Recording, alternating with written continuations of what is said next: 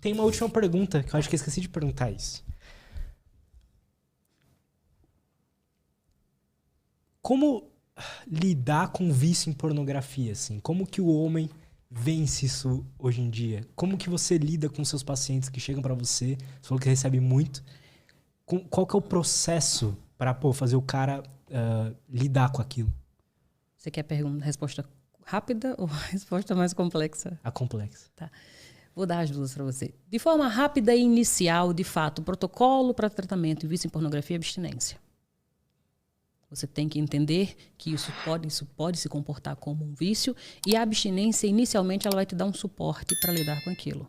Mas o tratamento em si é muito baseado em terapia cognitivo-comportamental e, em alguns casos, com medicação. Então, cada caso é único. Porque muitas vezes o cara chega lá para mim com um vício em pornografia, dependendo da forma como tá, ele não necessariamente tem um vício em pornografia. Será que esse cara não está num quadro de mania? Ele tem um transtorno bipolar e está num quadro de mania? Entendo.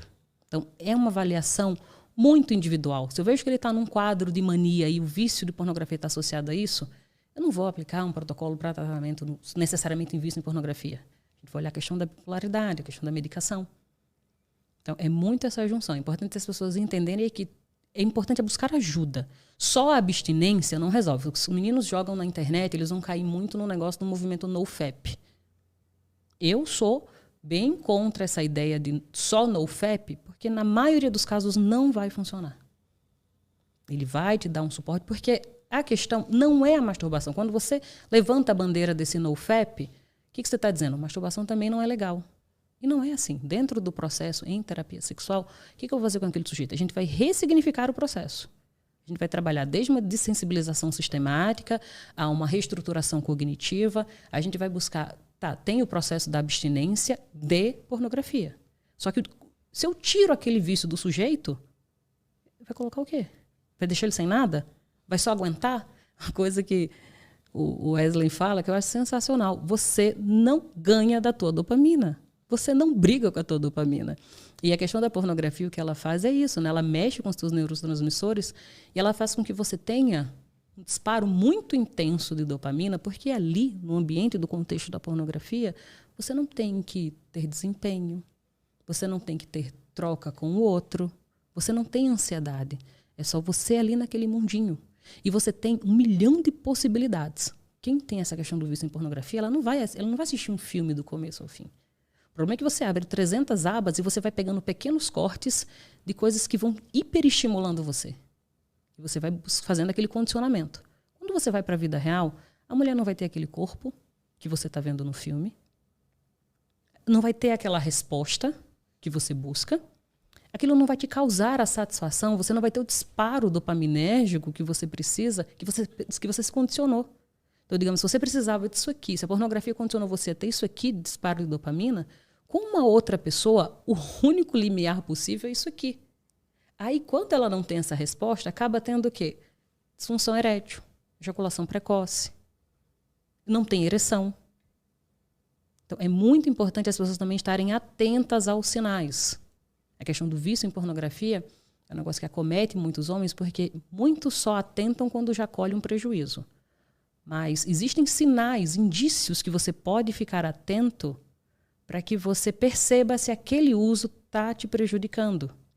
Então, por exemplo, se você começa a perceber que você está se isolando socialmente, que teus amigos chamam você para sair, você não quer sair porque você quer fazer uso de pornografia. Você começa a ter muitos pensamentos sobre pornografia ao longo do dia. Você começa a ver pessoas na rua e você começa a objetificar as mulheres, geralmente.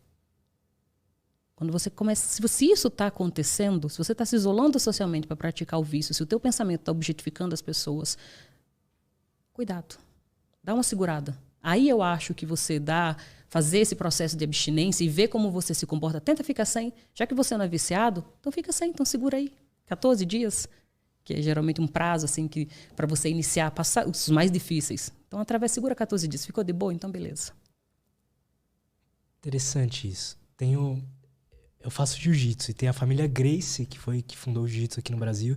Eles tinham uma prática interessante. Eu já ouvi outros atletas assim, de alta performance falar, não, eu tenho que bater uma antes. Aham. No caso, os Gracie ficavam, tipo, um mês antes da competição sem fazer sexo, sem bater punheta, sem fazer nada. Tinha isso, né? O pessoal também da concentração do futebol também fazia isso, né? Tá em concentração, não podia transar. Eu não sei, tá? Isso é sem embasamento científico nem nada, mas eu tenho a impressão de que quando a gente tá mais retido, assim, a gente fica, não sei, parece meio que um búfalo mesmo, um bicho. E aí, pra defendendo, precisa entregar um trabalho rápido ou fazer uma competição. Eu tenho a impressão que essa vontade, essa ajuda. Até que ponto? Pode ajudar, mas até que ponto? Justo. É pensar, é tudo dosagem, né? Tudo é questão Justo. do ponto. Então, a pornografia faz mal? Depende. Como que é esse uso para você? Você consegue fazer uso saudável? Se você consegue, joinha, acessa. Se você não consegue, se você começa a perceber esses indícios, você está deixando de sair com a galera, você está se isolando. Eu já atendi um caso de um paciente Eu que não sabia que isso acontecia. Lutz, tem até ideação suicida. Pode desencadear isso. Eu já tive pacientes que falou assim, eu pensei em me matar. Porque ele não sabia o que fazer. Ele buscava ajuda, aí é onde entra a questão do profissional. Ele buscou 3 psicólogos. Isso é coisa de adolescente. Não, mas faz parte, tudo bem. E ele sentindo que tinha alguma coisa diferente ali, que ele estava fazendo um uso excessivo, que ele estava na rua e ele tinha um gatilho de uma menina que ele viu e ele queria se isolar para se masturbar. Ele saía na rua, ele entrava no banheiro e se masturbava no banheiro no centro da cidade. Então, ele buscava ajuda psicológica para isso, tem alguma coisa errada, e o pessoal não sabia acolher, não sabia ouvir. E ele ficou tão desesperado, ele falou, bem, eu não estou conseguindo controlar. Eu estou buscando um psicólogo, o psicólogo diz que não tem nada. Tem alguma coisa aqui. Eu vou me matar. Porque ele começou a ficar deprimido, ele começou a se isolar, ele não conseguia olhar as pessoas nos olhos. Ele perde a capacidade. É muito pior do que imagina. Eu tenho muito carinho assim, pelos meus pacientes com essa questão, porque, olha, não é fácil. É como lidar com vício. A gente dissocia muito a ideia de achar que vício é droga, é substância. Você pode se viciar num comportamento. Para o teu cérebro não existe essa distinção. Existe um dano maior. A substância química ela vai fazer um dano maior nos teus neurônios. Mas você também pode se viciar num comportamento. E a pornografia está aí para explicar isso. Então, já teve casos de pacientes com ideação suicida. Eu já tive um paciente que ele roubou para ser preso, para ele ficar sem celular. Ele estava tão desesperado de não saber o que fazer, que ele fez, cara, não tem mais nada o que fazer.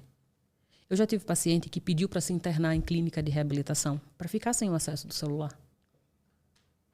Caralho.